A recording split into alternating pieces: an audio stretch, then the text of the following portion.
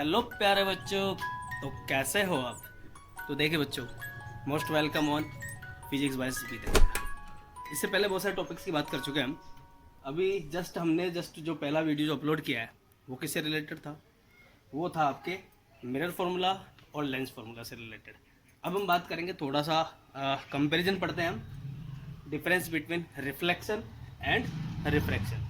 Means प्रकाश का परावर्तन तथा प्रकाश के अपवर्तन के मध्य डिफरेंस। ठीक है दोस्तों, उनके बीच में अंतर पढ़ेंगे हम। तो सबसे पहली बात है, प्रकाश का परावर्तन क्या होता है। ठीक है, उसको पढ़ेंगे, उसके दो नियम पढ़ेंगे। उसके बाद हम अपवर्तन के दो नियम, अपवर्तन होता क्या है वो पढ़ेंगे, उसके दो नियम पढ़ेंगे।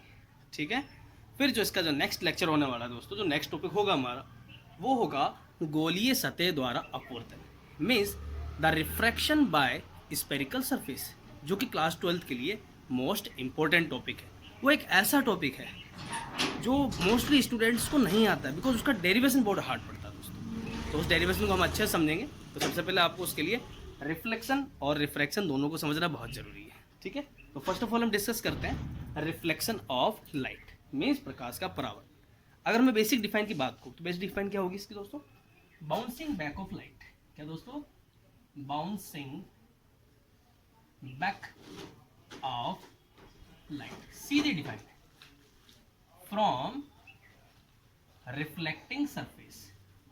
रिफ्लेक्टिंग सरफेस यानी किसी परावर्तक सतह द्वारा प्रकाश का पुनः लौट जाना या उसी माध्यम में लौट जाना, मतलब वापस चले जाना। ठीक है, क्या कहलाता है? प्रकाश का परावर्तन कहलाता है। ठीक है, ये तो बिल्कुल सिंपल से डिफाइन होगी इसकी। अब इसके डायग्राम से अपन देख लेते हैं बाउंसिंग बैक कैसे। जैसे इको सरफेस, हमने इसको बोलते हैं reflecting surface. Reflecting surface spherical भी हो सकता है, प्लेन भी हो सकता है। अपन ने एक प्लेन मिरर ले लिया दोस्तों। ठीक है, मिरर में दर्पण। जब प्रकाश किरण इस पर आकर टकराएगी तो ये प्रकाश किरण वापस उसी माध्यम में लौट जाएगी। अब इसमें होता क्या है? Bouncing back of light from reflecting surface. ये क्या होगी दोस्तों? एक रिफ्लेक्टिंग सरफेस होगी।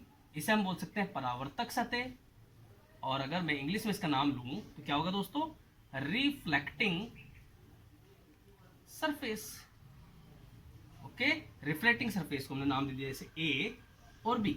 अब इसमें दो रेज है दोस्तों, एक आने वाली एक जाने वाली।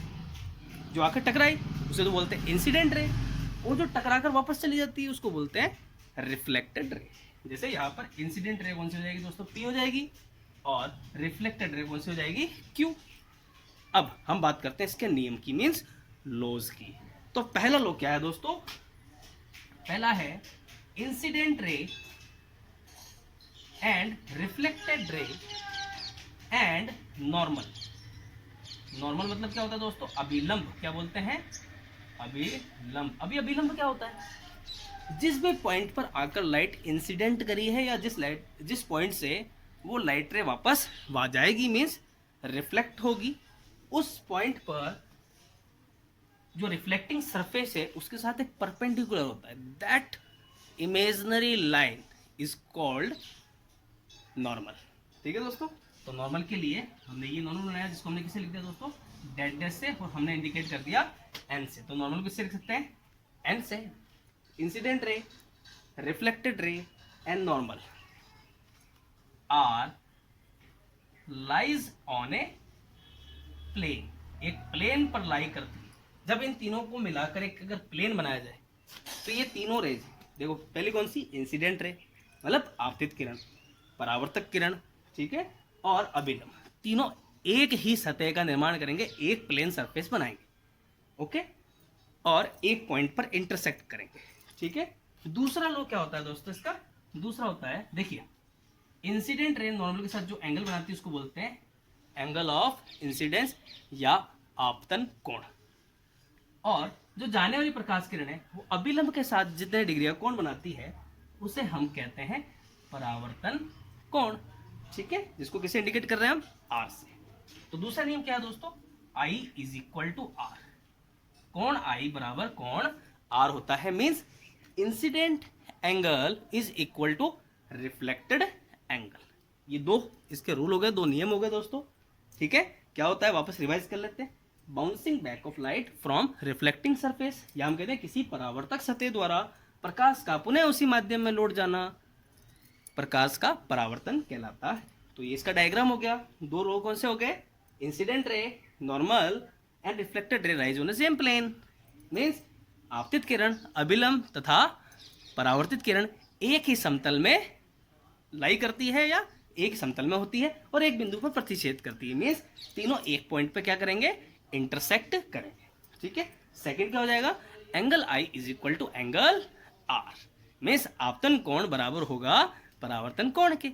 Means angle of incidence is equal to angle of reflection. ठीक है, अब आ जाओ इधर। ठीक है, रिफ्रैक्शन क्या होता है, देखिए दोनों में डिफरेंस क्या है। इसमें एक मीडियम से आई और लाइट उसी मीडियम में चली गई। इसमें क्या होगा, जब कोई लाइट रे इंसिडेंट होगी तो वो किसी एक दूसरे ट्रांसपेरेंट मीडियम में चली जाएगी। अब वो हो सकता है रेयर हो, वो हो सकता है डेंसर हो। रेयर और डेंसर का फंडा क्या है, जब किसी मीडियम के पार्टिकल्स बहुत ज़्यादा पास में हो, ठीक है, कंपेरेटिवली इसको कंपेयर किया जाता है दो चीज़ों के बीच में। दो ऑब्जेक्ट्स है, जैसे हमने बात कर दिया एयर और वाटर। अब एयर में पार्टिकल्स कैसे होंगे, दूर दूर होंगे, और वाटर की बात करें तो पार्टिकल्स कैसे होंगे, पास पास होंगे। तो विच मीडियम इज डेंसर, कौन सा मीडियम सघन है, तो जिसमें पार्टिकल्स पास पास में उसे कहा जाता है सघन माध्यम, और जिसमें पार्टिकल्स दूर दूर है उसको बोलते हैं विरल माध्यम। मीन्स जिसमें दूर दूर है उसको बोलते हैं रेयर मीडियम, और जिसमें पार्टिकल्स पास पास में उसको बोलते हैं डेंसर मीडियम। समझ में आया दोस्तों, चलो अब क्या होता है, जब लाइट रे एक मीडियम से दूसरे मीडियम में जैसे एंटर करती है तो उसका पाथ डेविएट हो जाता है। मीन्स उसका जो पथ है वो परिवर्तित हो जाता है। क्यों होता है भाई, जब एक मीडियम से दूसरे मीडियम में जाएगा तो particles, number of particle change हो गए, तो लाइट रे क्या होगी, या तो अभिलंब के पास चली जाएगी, ठीक है, या अभिलंब से दूर चली जाएगी। नॉर्मल तो रहने वाली नहीं है। अगर सेम रहती है उसके पाथ में कोई डिफरेंस नहीं होता, इसका मतलब ये हुआ कि वो पहले मीडियम से आई और पहले मीडियम में चलेगी। जब उसका पाथ चेंज हो जाएगा या वो डेविएट हो जाएगी, मीन्स प्रकाश किरण क्या हो जाएगी, अपने पथ से परिवर्तित हो जाएगी। तो इसका मतलब ये हुआ कि प्रकाश किरण किसी दूसरे माध्यम से किसी दूसरे माध्यम में जा रही है। यानी दोनों माध्यम कैसे हैं, अलग अलग है। और एक माध्यम कौन सा होगा, रेयर होगा, और दूसरा माध्यम कौन सा होगा, डेंसर होगा। मीन्स सघन और विरल हो जाएंगे, दो माध्यम अलग अलग होंगे। देखो कैसे, मीन्स क्या होता है, व्हेन लाइट रे enters in another medium,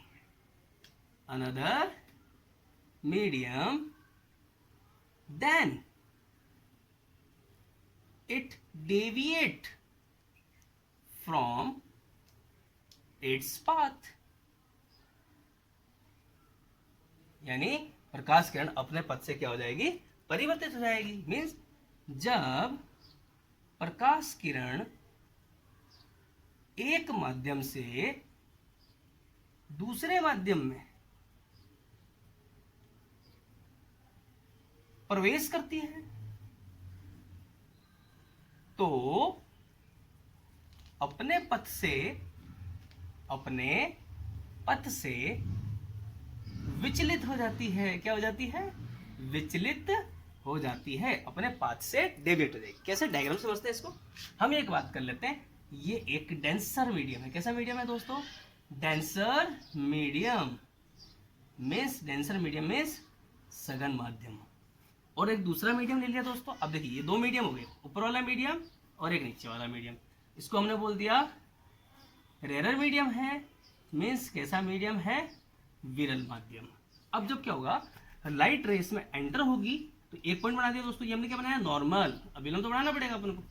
एक ऊपर की तरफ हो गया, इसका दूसरा कॉर्नर हमने कह दिया एन डैश। ये हो गया एंगल ऑफ इंसिडेंस। ठीक है, लाइट रे नॉर्मल के साथ जितने डिग्री का एंगल बनाती है उसको कहते हैं एंगल ऑफ इंसिडेंस। अब क्या होगा, रेयर मीडियम में जा रही है। रेयर में क्या होता है, देखो कंपेरेटिवली हम बात करें तो इसके पार्टिकल्स कैसे होंगे, डेंसर मीडियम के पास पास होंगे, सघन माध्यम के कण कैसे होंगे, पास पास, और विरल माध्यम के कण कैसे होंगे दोस्तों, दूर दूर। ये होंगे दूर दूर। ठीक है, अब क्या होगा, जब पार्टिकल दूर दूर तो जो रे होगी एंटर करने के बाद आफ्टर रिफ्रैक्शन मीन्स अपवर्तन के बाद दूर चली जाएगी, पार्टिकल दूर दूर, रे भी दूर हो जाएगी। ठीक है, ये देखिए जानी तो चाहिए थी सीधी, बट ये हो गई अपने पाथ से डेविएट, अपने पाथ से डेविएट होकर नॉर्मल से कैसी हो गई, दूर हो गई। इसको बोलते हैं एंगल ऑफ रिफ्रैक्शन या अपवर्तन कोण। दो नियम कौन कौन से, पहला नियम सेम है, क्या होगा, अगर मैं यहां पर इंसिडेंट रे को P बोलता हूं और रिफ्रैक्टेड यानी अपवर्तित किरण को क्या बोल देता हूं Q, ये हो गया नॉर्मल, ये तीनों एक ही तल में लाई करेंगे, यानी ये इसमें भी आ जाएगा दोस्तों। अब सेकंड लॉ जो है वो क्या चेंज है, ठीक है, यहां पर I is equal to R नहीं होता है, यहां पर अप्लाई होता है स्नेल्स लॉ यानी स्नेल का नियम। अब क्या होता है दोस्तों स्नेल का नियम, स्नेल का नियम है the ratio of sine of I, ध्यान से देखना दोस्तों, and the ratio of sine of R is constant. इसको हम बोल सकते हैं n/1। अब ये n/1 क्या है दोस्तों, इसे बोलते हैं हम रिलेटिव रिफ्रैक्टिव इंडेक्स या सापेक्ष अपवर्तनांक। क्या बोला जाता है, सापेक्ष अपवर्तनांक। ये एक नियतांक होता है, इसका कोई भी मात्रक नहीं होता है। ठीक है, इसे क्या बोला जाता है, स्नेल्स लॉ। क्या बोलते हैं, स्नेल्स लॉ या स्नेल का नियम। अब देखिए ऐसे ही अगर ऊपर कौन सा मीडियम हो, विरल में माध्यम हो, और नीचे कैसा माध्यम हो, सघन माध्यम, तो प्रकाश किरण क्या हो जाएगी, जब सघन माध्यम में प्रवेश करेगी तो उसके पार्टिकल कैसे होते हैं, पास पास होते हैं, तो लाइट रे भी जो रिफ्लेक्टेड होगी वो कहाँ आ जाएगी, नॉर्मल के पास में आ जाएगी। समझ में आया दोस्तों। अब देखिए दोस्तों, इसके अगले वाले लेक्चर में हम बात करेंगे किसकी, गोलीय सतह द्वारा अपवर्तन, और हम जो यहाँ पर जो अपवर्तनांक आया है n/1, इसको हम पहले डिस्क्राइब करेंगे, और फिर जो क्लास 12 का सबसे हार्ड टॉपिक है दोस्तों, जिसको बोलते हैं गोलीय सतह द्वारा अपवर्तन, उसके बारे में हम डिस्कस करेंगे। ठीक है दोस्तों, आज के लिए सिर्फ इतना ही, और कल के लेक्चर में अपन बात करेंगे दोस्तों। ठीक है, टेक केयर, और वीडियो को लाइक करना ना भूलें, चैनल को सब्सक्राइब कर लें और सभी स्टूडेंट्स को शेयर करें। थैंक यू दोस्तों, जय हिंद, जय भारत।